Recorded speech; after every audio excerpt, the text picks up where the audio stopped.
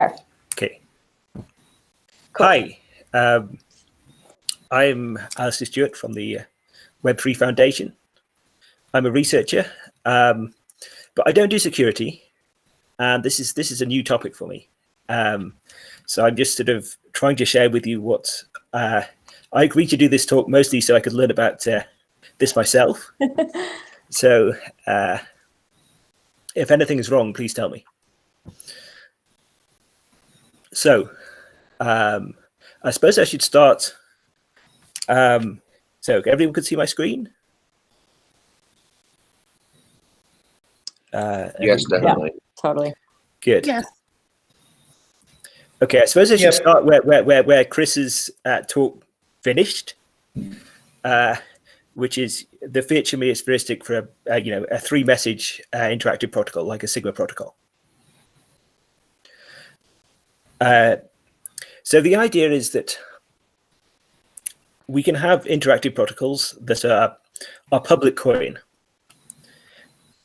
where the verifier just sends random queries.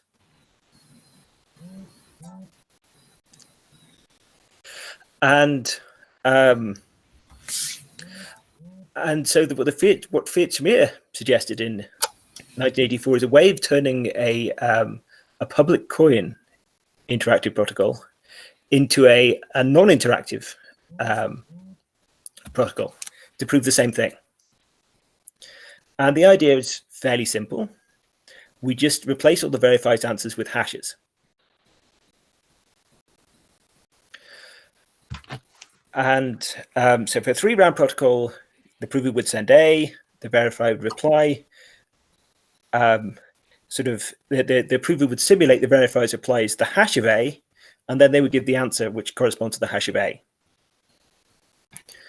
And so why does this work? So the basic idea is that if this protocol only has a small probability of error, it's fairly sound. Then there's only a few responses that the verifier could send that would make this fail. And now the prover to prove something incorrect would have to try a lot of messages A to get a hash which has this probability of failure. And so this is a bit like sort of proof of work. We're trying to find one of a small number of hashes. And if this is hard, then we can maybe make it hard by boosting the probability of success. So our error probability is very small. Then this non-interactive protocol should also be sound. So the way you'd formalize this is by using the random oracle model. And the basic idea is that we'll model a hash as something which gives a black box, which gives a random output for every possible input. So for every possible input, we sample independently at random from the uniform distribution over strings of a certain length. And if this is what obviously has to be long enough to get the query. Actually, it's fairly easy to see that in this random oracle model, if the original thing had some failure probability P, then basically for every A the prover tries, every first thing that the prover tries, they would have to compute a hash, and then there would be a P probability that the protocol would fail. So if they could only compute M first responses and hashes of those, then the failure probability only goes up by M.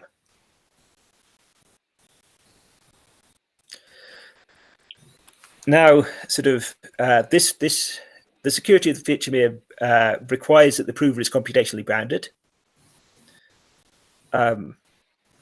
This is technical difference between a proof of knowledge, in which, or proof of other things indeed, in which the soundness is only statistical, and an argument where it only works against, not only does it only work probably, but only against computationally bounded provers. So Fiat-Shamir will hopefully turn a proof of knowledge into an argument of knowledge. So this is what argument of knowledge is in Starks and Snarks. And so a random oracle is actually quite a strong assumption for hashes. For many things, we need assumptions like that hash is a one-way function, that it's collision resistant. And the problem with the random oracle assumption is it's not really true. It's just a model. In particular, a hash isn't a black box. We actually have to compute it somehow. And this is kind of, and one of and this problem actually affects the security of the Fiat-Shamir heuristic.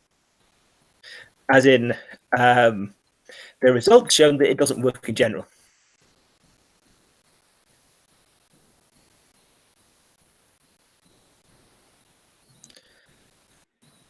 And so there are a number of papers on this. And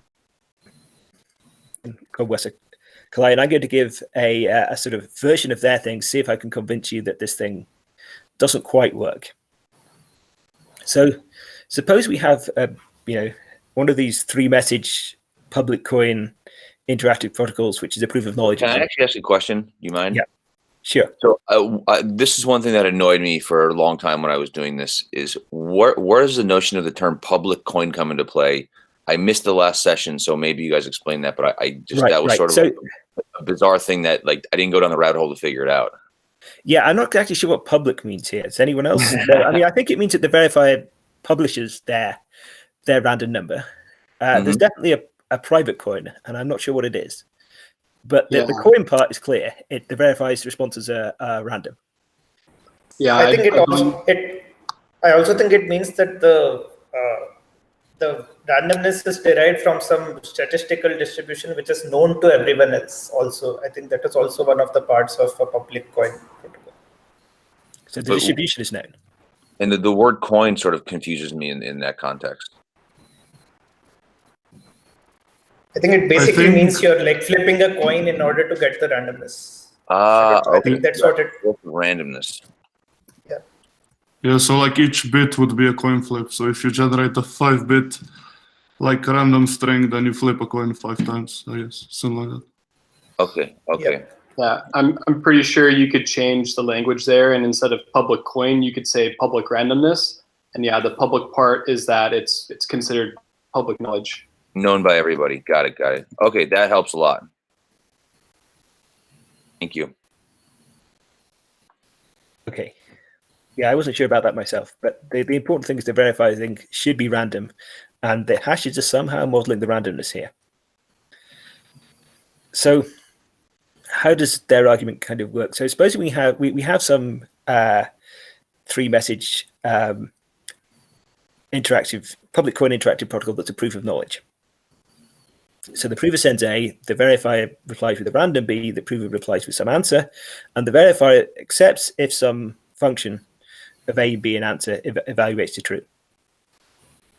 So the idea here is we're going to modify this protocol to build in a trapdoor, which is going to be insecure only for the Fiat-Shamir case. Well, rather, it's going to be it's going to increase our probability of error, decrease our soundness probability a bit, but for the original protocol, but in the transform case, it's going to change it to 100%.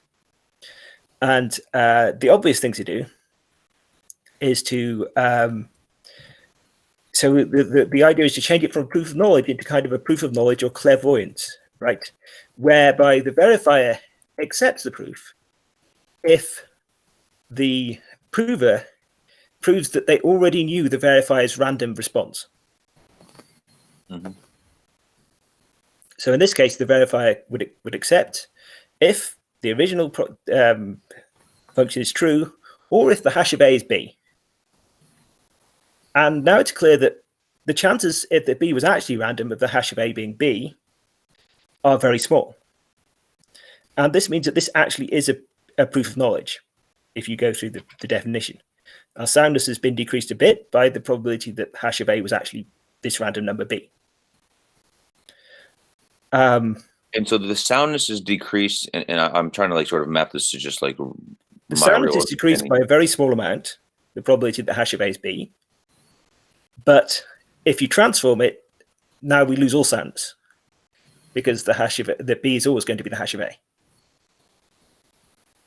And the soundness starts to go away because because you're using a hash, there is the notion of collisions, etc.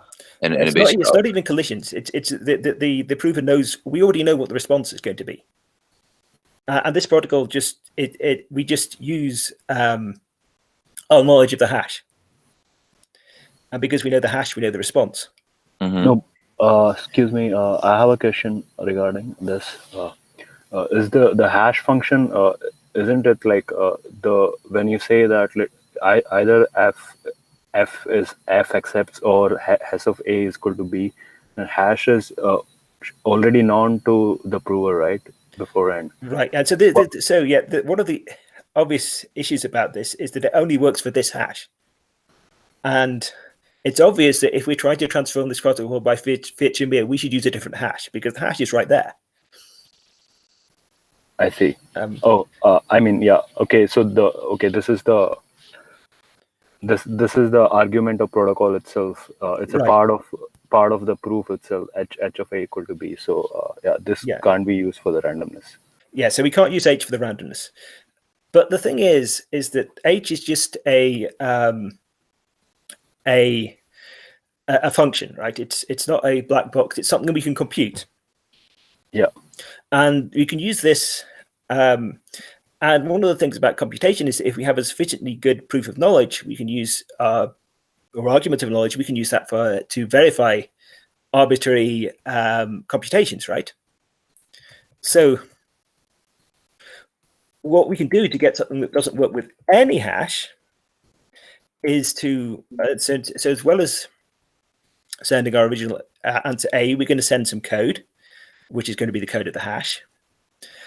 And then the verifier is going to accept if the original protocol says accept, or if we reply with a start that verifies the execution chase of this of the hash of the first message we sent being B. Now it's clear that whatever hash we use for this, we can just put the code in. We can put the code of that hash in our first answer, in our first message, and then this doesn't work for any hash. For that hash. Now, for this to work, Fiat-Shamir had to work on Starks, because otherwise Starks don't work. But if Starks work, then in fact, the Fiat-Shamir, if Fiat-Shamir works to generate Starks from sticks from the interactive oracle proofs, then it doesn't work for all arguments of knowledge, because it doesn't work for this one.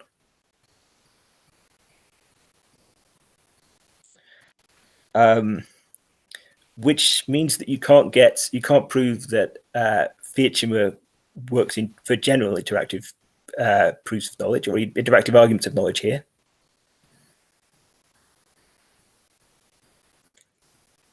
And that's annoying. Alistair, I don't fully get the conclusion, though. What you're saying there is because it does work for Starks, it won't work for others? This is a bit of a circular argument. Okay. Can you say it? Can you just say it again? Because I saw it in your notes too, and it's not. Right. So if Fiat-Shamir turns at Stark, then this protocol here that I've just given is an argument of knowledge. The reason why it's only an argument and not a proof is because we can brute force Starks. And this protocol is an argument of knowledge because the chances of whatever code this execution trace evaluating to be is very small. And so the verifier only accepts when the original protocol accepts, except with very small probability. So there's a small additional probability of error, and it's a perfectly good argument of knowledge. But whatever hash we choose, the prover can put the code of that hash in, and then they can prove Stark that they knew that they could work out from their initial message what the verifier responded. So this is like a very silly argument of knowledge protocol that doesn't that the Fiat-Shamir transform doesn't work on. And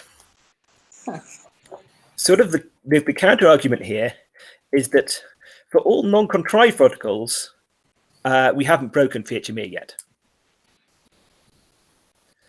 And therefore, we should be analyzing things in the random oracle model.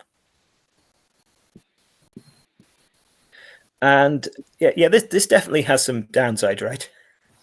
There is, if you saw the video we linked, that there are some positive results that say for sort of short proofs of knowledge.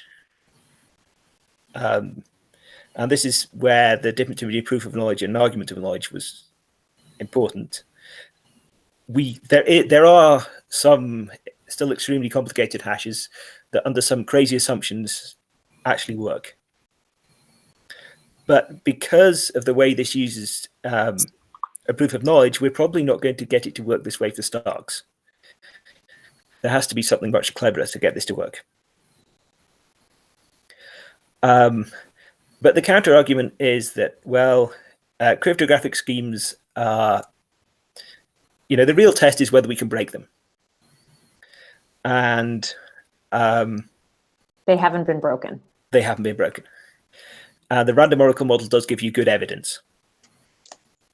But I kind of a bit worried about, so even if only contrived protocols are insecure, there's always this danger that someone might try to design an insecure protocol, maybe with recursive arguments of knowledge, like this one kind of uses, that has a backdoor, but which they can prove is secure in the random oracle model.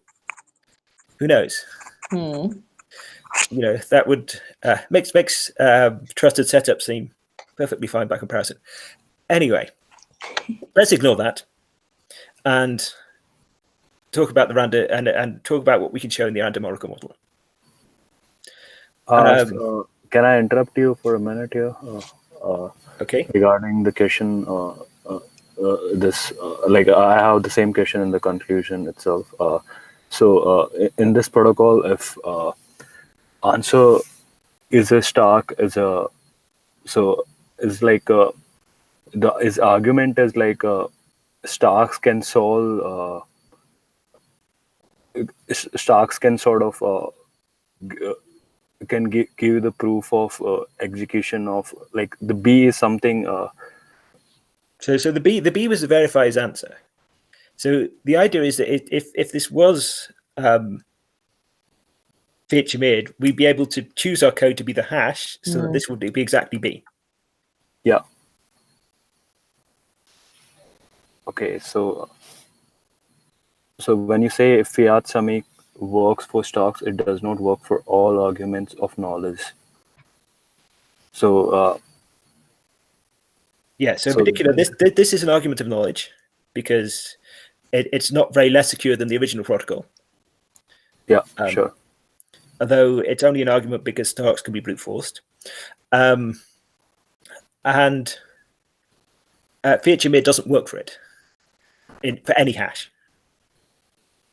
It's insecure and doesn't give you an argument of knowledge. And this is why it's hard to prove that Fiat-Shamir worked for Starks.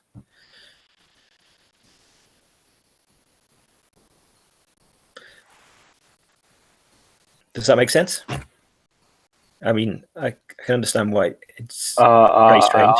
I'll probably go back and have a look at it again because it's sort of So this is like a sort of feels like a generalization of the previous, where like we had the same hash function. It's exactly the same, except it works for different hashes. It works for any hash because the prover can No, but like because the code is already fixed, and the B could be like it should work if B if because the verifier already sees the code, like he receives the code from the first part, he can choose a different hash function. And by this sort of the assumption in is that for the non-interactive thing is that the hash is chosen beforehand. So we can maybe choose the hash after we fix the protocol. Okay. But this is non-interactive. I see. We can't use the hash later. I see. Oh, yeah. Yeah. So it's true that the code of the hash is explicit here, but we could just do a commitment to it. We could do zero knowledge. There's a lot of things you could do to make this even more obscure. That it's not clear that the approver is cheating here, if you really wanted. I see. But it's still a crazy idea. And so, yeah, I'm a bit scared that maybe you can come up with a contrived protocol that is insecure, but it's not obvious it's insecure, and is secure in the random oracle model. But never mind, yeah. The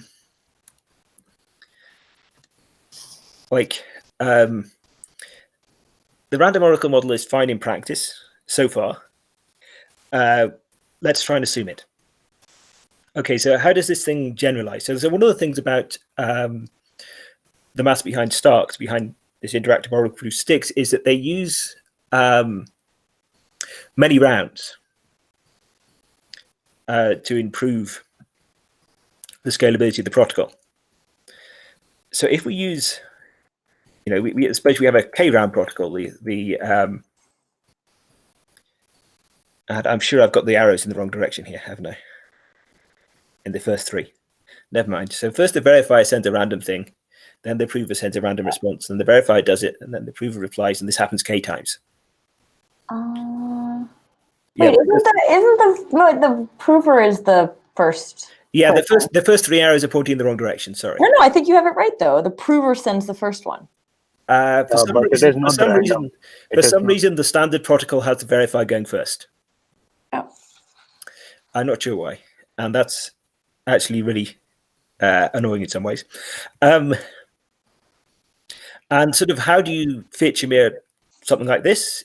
The answer is you just hash everything that you know at this point. So for a proof of knowledge of something, you normally hash that as well, and you hash all the messages. And by the end, you're hashing a lot of things, or you hash the hashes, which is more or less comes to the same thing. And the idea again here is that the reason you hash everything you can is because it makes harder for each of these things to individually be brute forced. And prover sort of does this first because he wants to commit to the knowledge that he is trying to prove. Well, no, hang on. Yeah, the prover, the arrows are the wrong way around for the first three. That's going to be confusing. Wish I could change those. But yeah, the verifier first sends the hash of the thing that needs to be proved, and then the prover sends something, and then the verifier then responds with the random thing, which is, well, in this case, could be the hash of the. No, verifier doesn't know X, right? Like, why? How about like what? The verifier knows X. This is an interactive proof of X. So what normally you describe it as there's a thing you're trying to prove the knowledge of X, and there's a witness W. And if this is zero knowledge, then the verifier should never find out W. Yeah, but the verifier knows the thing you're trying to prove. Otherwise, yeah. And so the actual thing that this paper considers that is required for Starks is a more complicated generalization called interactive oracle proofs. Now, I might try and describe those now, or I might try and describe those at the end. Because the other thing I want to do is to try and describe what the paper proves about these multi-round protocols, how secure they are.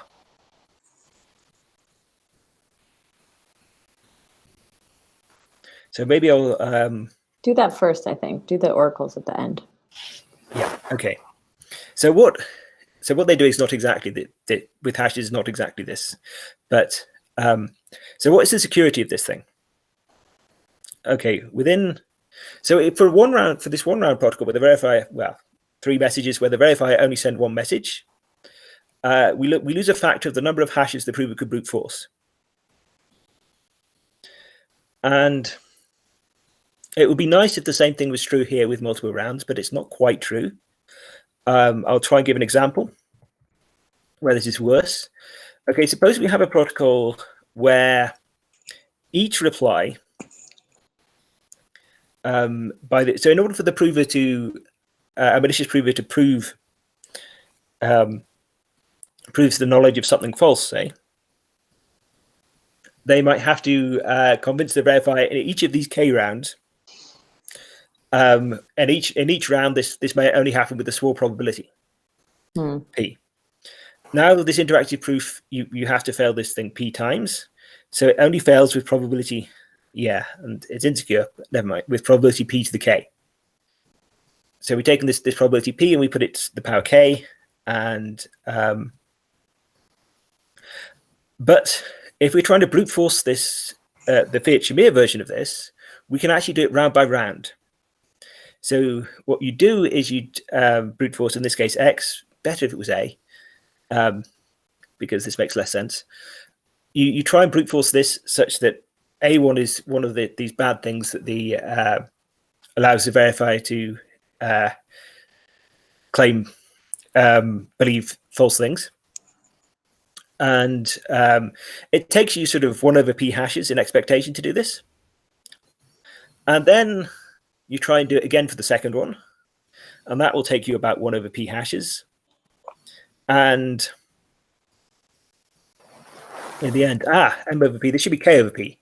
So now it only takes you k/p hashes in expectation to break the protocol. And that means with k/p hashes, it fails with probability of half.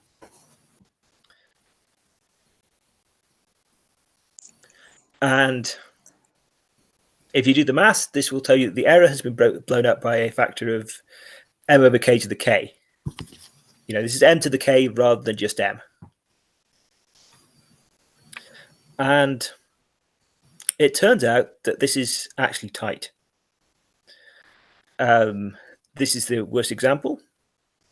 And if you have the k-round public coin interactive proof, then the error is blown up by at most a factor of m choose k, which is about m/k to the k. And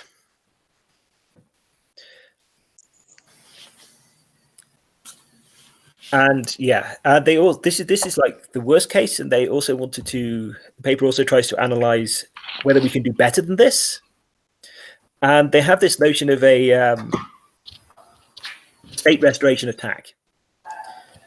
And sort of what the state restoration attack allows you to do is imagine the prover can rewind the protocol and set the verified state to what it was earlier.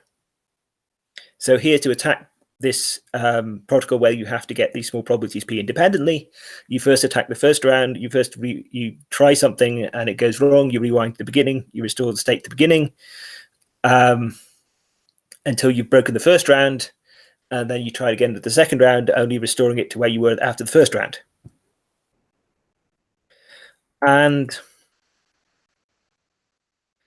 what they show is that, and maybe there are protocols for which state restoration attacks are not as effective as they are on this one. And what they show is that this is a fairly tight characterization of what the security is. In other words, how low we need to get the error probability to be if we want to be secure, even if against brute force by the prover.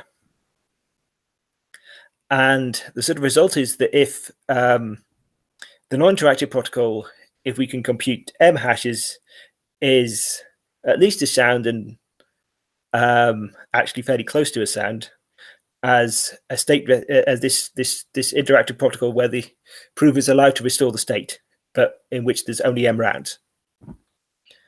So can I actually say something, and you can correct me where it's wrong? So okay.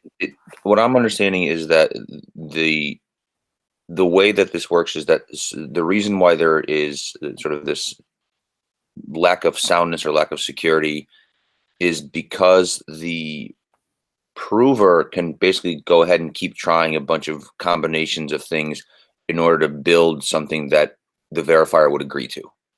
Exactly. Is that right? That's right. And so for me, that is the sort of the kernel of that problem. The actual fact that the kernel of that problem is because they know the hash function. Is that correct? They're always going to know the hash function. Mm-hmm.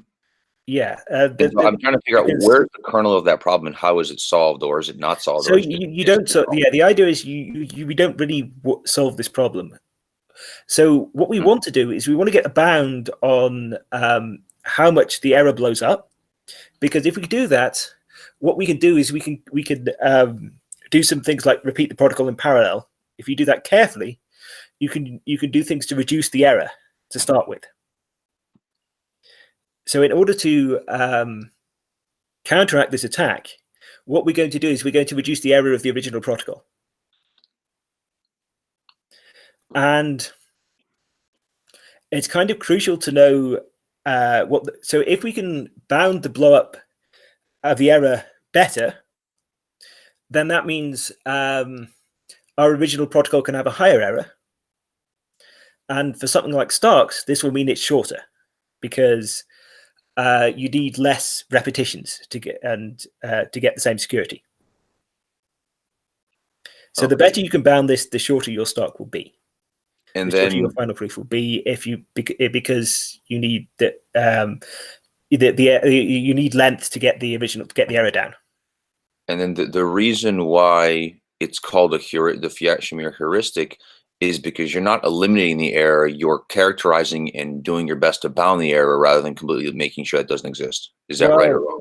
Kind of the reason they knew it's called a heuristic is because they didn't have a proof for it when they first proposed it. Okay.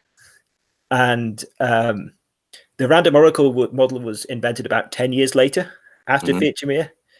And more or less as soon as it was invented, Fiat-Shamir was proved to be secure, because it was designed to, the random oracle model was designed to prove this kind of thing to be secure.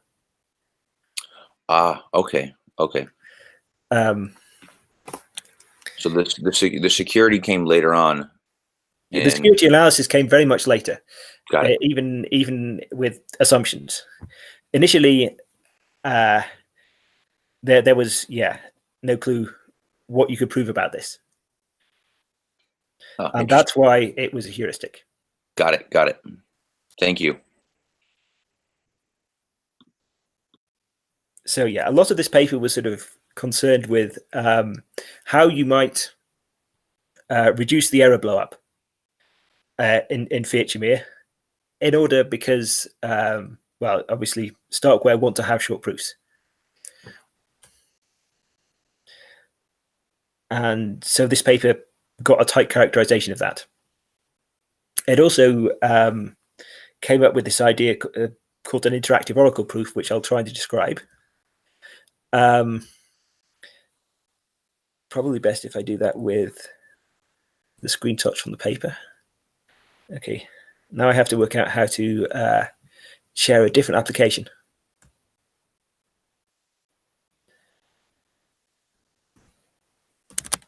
I believe you can do it. Ta-da! Okay, are we good? You see that? Figure 2? Yep. Okay, so this is a diagram of an interactive oracle proof, which may or not be that clear. So the idea is that they want to model the case like a probabilistically checkable proof, where there's a very long thing, a very long message that is never actually sent to the verifier. Instead, the verifier is only going to query it. So what happens here is that the prover sends this message M1. The verifier sends a message M1. Then the prover sort of responds with this message F1, but the verifier doesn't see the message. They can ask for random pieces of it, and then they send a random reply M2, and the prover replies, and so on. And anytime later, after the prover has done something, has sort of committed to one of these Fs, the verifier can query random parts of it. And the idea is to sort of combine probabilistically checkable proof, where we have this long proof that the verifier can only look at small parts of it, and a multi-round interactive proof protocol. Now, you could sort of turn this into an interactive proof by committing to F1, but committing to F1 already introduced some abstractions they didn't want to. So how do we sort of make this make sense and apply Fiat-Shamir to it? Well, the first thing is that the prover needs to commit to these long messages, and they do that by doing a Merkle tree. This is the diagram. They have a Merkle tree. I'm sure you're all familiar with Merkle trees. So sorry, before you go on, is F2, can you go back one, the image you just had? Yeah. Is M2 a function of F1? M2 is random. Got it.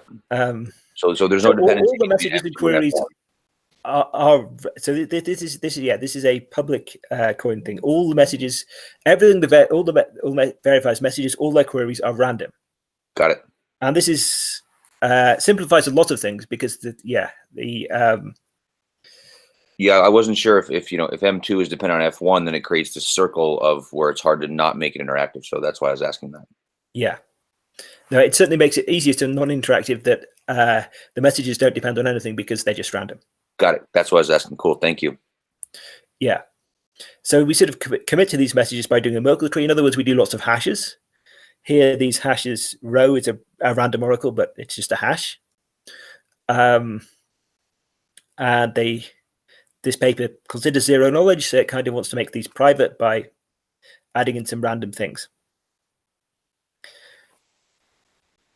So the idea is we're going to commit to this Merkle tree, and when to answer a query, we just reveal the path that includes this thing, and that will show that this the thing that we committed to actually contained this thing we reveal. And this actually requires weaker assumptions on hashes. Just Merkle trees only need one-way functions and collision resistance, which is a lot weaker than random oracle. And with that, kind of the non-interactive construction looks a bit like this. So there's something sigma 0, which I think here is basically just X, the thing we're proving, and maybe some other things. And then we hash that to get this message 1. The prover replies with F1, sort of, but actually they just compute the Merkle root and put that in the proof. And then we use the Merkle root, which is the hash of everything, to do yet more hashing to get the something we're going to hash to get the second message. So yeah, the design principle here is we just hash everything we already have. It's kind of extended by these Merkle things, but it's much the same. And because of this observation that actually the verifier's message doesn't depend on any of the queries, they consider moving all the queries to the end. So this is a way of sort of reorganizing the queries such that they come at the end. Yeah. And what it builds is this structure of where each step is dependent on the previous step because you're hashing all the previous pieces. Exactly. Mm-hmm. Neat. Sure. And this paper then goes on to show that this construction has the kind of security, the blow up in the soundness that I gave, the blow up in the proof of knowledge. And they also want to show that zero knowledge is preserved. And but that's more complicated because actually there's an even crazier assumption on hashes that they assume in this case. It's something called explicitly programmable random oracles, which makes even less sense. But I'm not sure to what extent it's a technicality to get around the the definition of zero knowledge, which doesn't really handle randomized algorithms very well. But I won't go into that. That's complicated. So I think this is where I've got to. So I'll finish and answer questions.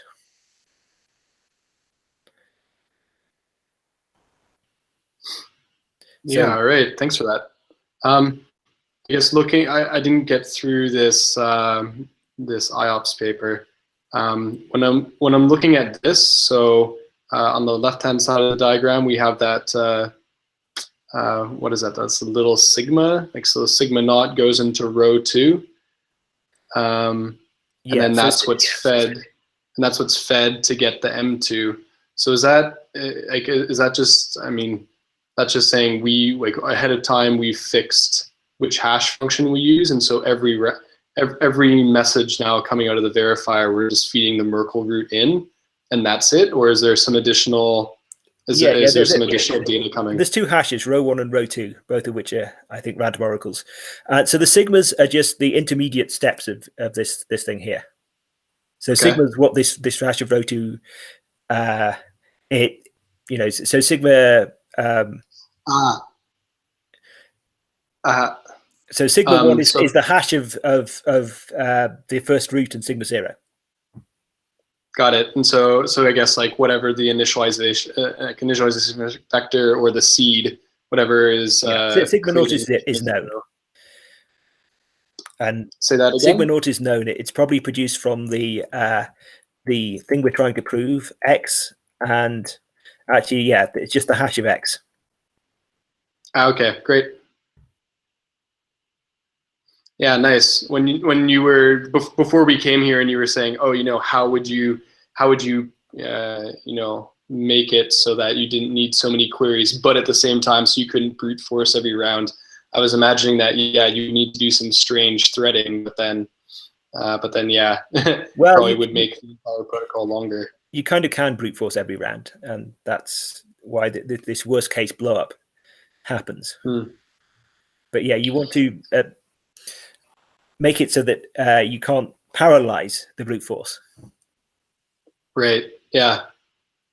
So I guess it's like strange question, but maybe something that was left in my mind from one of the sessions that we had last month. Do you still feel that that a Merkle tree is kind of the best aggregator, or is it simply the one that we have lots of implementations for, and so everybody keeps reaching to it? So, well, the thing about a Stark is we have an awful lot of this Merkle tree is over, for instance, the entire execution path of something, the entire execution, and that means it really has to be efficient. So yes, using RSA accumulators would lead to a much shorter proof, but at the cost, the proof would be a lot more complicated. Okay. And at least Merkle trees are easy to analyze. Yeah. Yeah, definitely. Nice.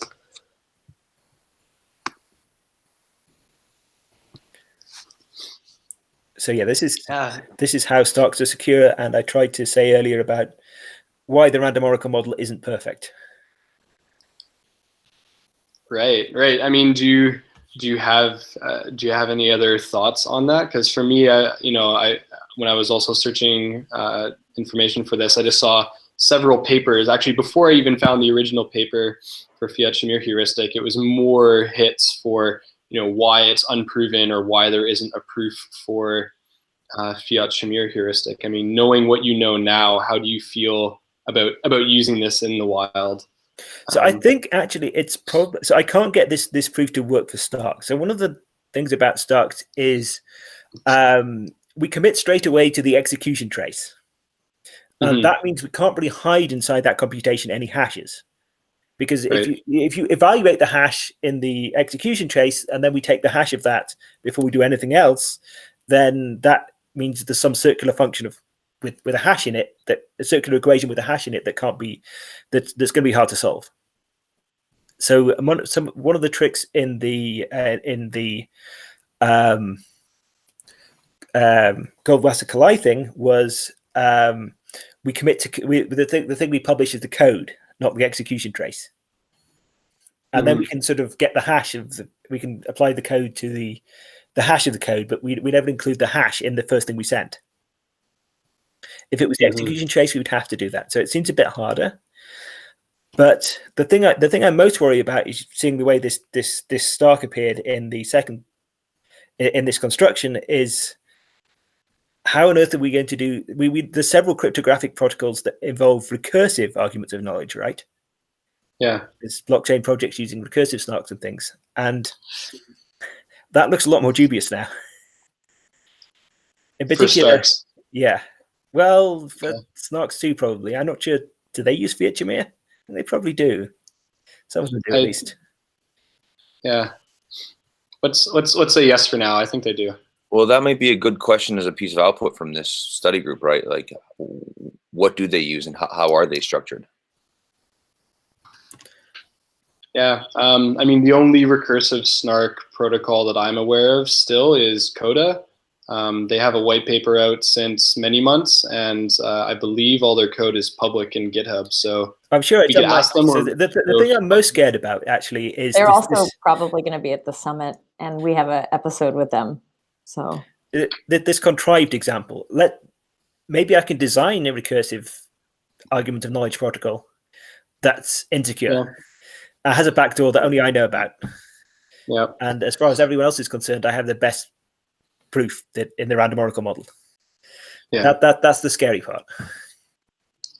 Is that the kind of thing that keeps you up at night, Alistair, or is that just? Oh no, yeah. I'm not too worried about these things being broken, but that's if you're paranoid, that's what you'd be worried about. I have a question regarding this current slide. Like the proof in this case is all the Merkle roots for the queries that are like generated in this way. Is it something that is sent, or also the paths are the part of the proof that are given to the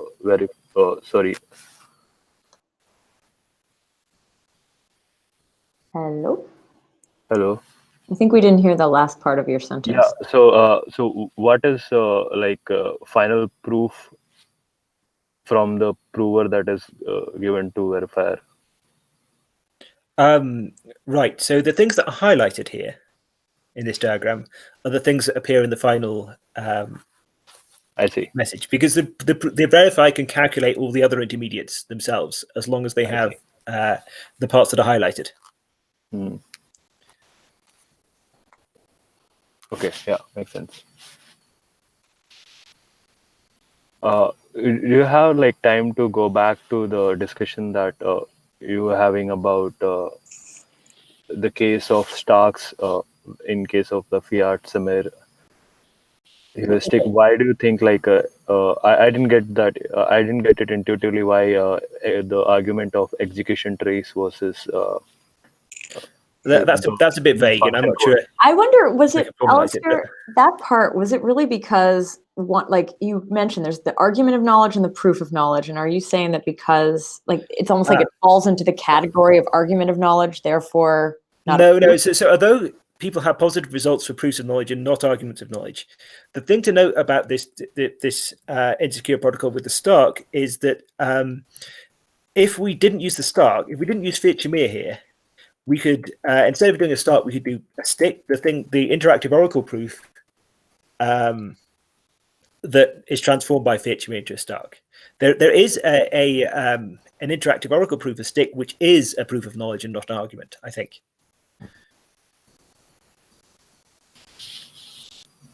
I think for me at least, it's still going a little too fast. And that's the dangerous part, right? So you're like, and then this, and I'm like, okay, wait. I'm okay. still at the... Right, so we could replace this Stark here by the interactive oracle proof that it would be transformed by Fiat-Shamir into a Stark. The thing that they prove isn't a proof of knowledge. Right there, what you're saying. So there's the oracle, there's the Stark, there's the Fiat-Shamir transformation. Right. Are you as far as I understood, the oracle is used in Fiat-Shamir to do the transformation. No, it's like part of it, where the hash comes from. Right. So this is confusing. So Okay. And this is like, so they have this abbreviation NIROP, and non-interactive random oracle proof, and then the oracle there is a random oracle. But in interactive oracle proofs, the oracle is not the random oracle. It's the verifier has oracle access to the prover's messages. Oh, this is a different oracle. Yes, a different use of the word oracle, which is got to be confusing. Okay. Maybe. So the interactive oracle proof has no randomness, and I believe that these sticks are proofs of knowledge. I think Wolf just got it too, maybe. And that kind of means that we could make this thing with, instead of a 3-round thing, we could use the stick for the proof of knowledge, and we could use for the proof of clairvoyance, we could also use a stick, and that would give us an interactive oracle proof, which was a proof of knowledge that wasn't secure when you Fiat-Shamir it.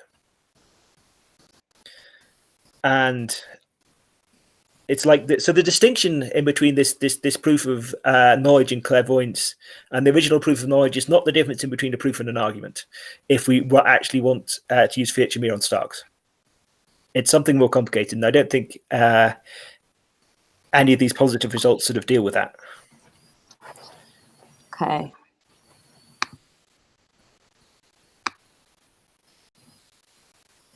Do you guys have any other questions?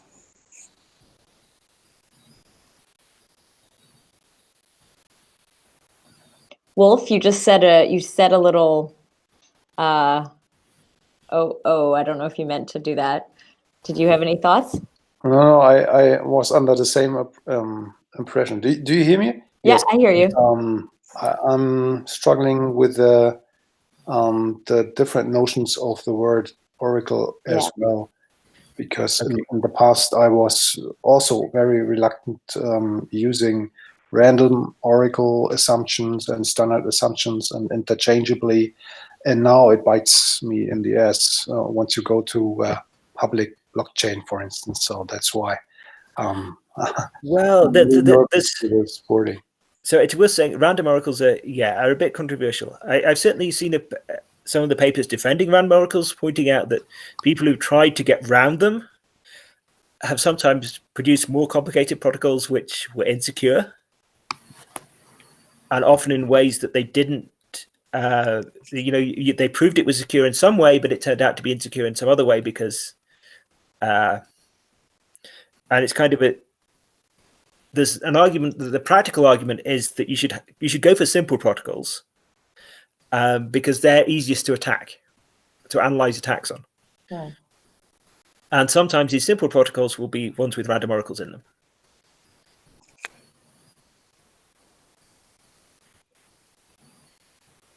Yes, I agree. Understood. Thanks. Cool.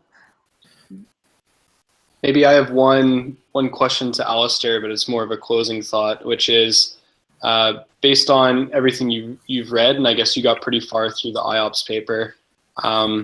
Do you have any ideas for next step, or are you pretty satisfied right now with Fiat-Shamir heuristic? I don't know. Yes. Next step for whom? I'm sure that they would want to carry on and try and use this characterization of difficulty to reduce their numbers a bit. They're always trying to shave logs off and end up with Starks, which are still very big, to make them more practical. But I don't know. I mean, I'm kind of interested in whether we can attack this thing. But I think the answer is no, and I've got no idea how to prove it. Nor does anyone else. Right. So there will continue to be no proof for the Fiat-Shamir heuristic, or no generalized proof. Didn't you say there's no attack? Is that what you just said? So yeah, there's no attack on anything that wasn't designed to be attacked. Yeah. And did obviously stupid things. Cool. All right. So I think we hit our hour. I want to say, Alistair, do you have any last sort of closing remarks you want to share? I think I made all my last remarks on several occasions. Okay. Well, I want to say thanks to everybody who joined for the study club. And the video is going to go up if you do want to listen back. I did share your notes, Alistair, kind of while you were speaking, because I realized that sometimes the screen flickered. So that's also in the chat. And you might notice, Alistair, there's a bunch of people trying to join. So I actually did share an unlisted link, and there's a few people who are watching. Hi, Jeff. That was like Jeff. Cool. Yeah. So I'm going to stop the broadcasting, but maybe I'll just put a call out here that, like, if anyone else wants to host one of these, or if you guys have a topic that you want to do something like this on, or a paper, put it into the group, because I think this is kind of how we can come up with these things. And I want to say a big thank you to Alistair for covering this very important topic, and also showing us sort of like the nuances and the places to make it kind of exciting where you try to break it. It's cool. Yeah, thanks, Alistair. You did a really great job. Okay, cheers. All right. I'm going to stop the broadcast.